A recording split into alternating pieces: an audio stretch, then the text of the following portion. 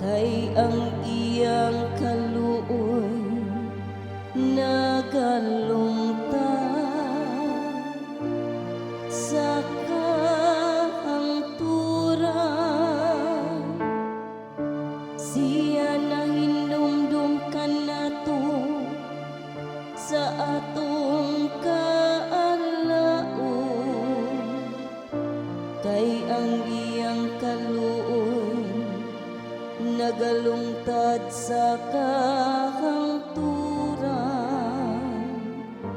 Ug giluwas kita gikan sa atong mga kaaway,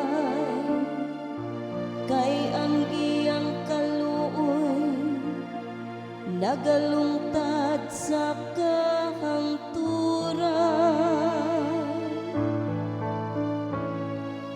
Ang iyang gugma hangtod sa kahangturan, nga naglaglag sa mga Ehiptohano, diya sa ilang mga panganay, kay ang iyang kaluoy nagalungtad sa kahangturan.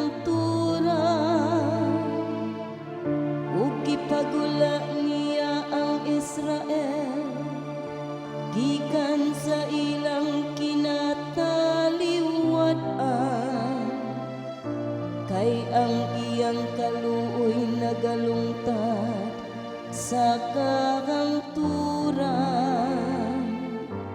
Pinaagi sa gamhanang kamo ug sa binakyaw nga bukton, kay ang iyang kaluoy nagalungtad sa kahangturan.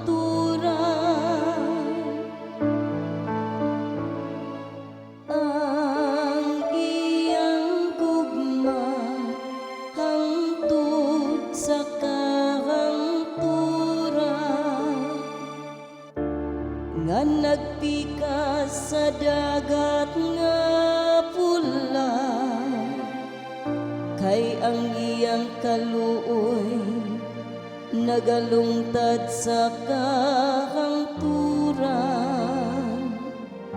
Ug nagdala sa Israel latas sa iyang kinataliwad-an, kay ang iyang kaluoy nagalungtad sa kahangturan.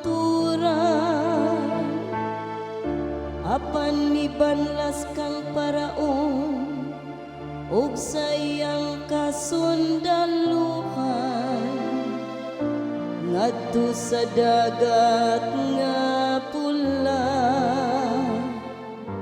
kay ang iyang kaluoy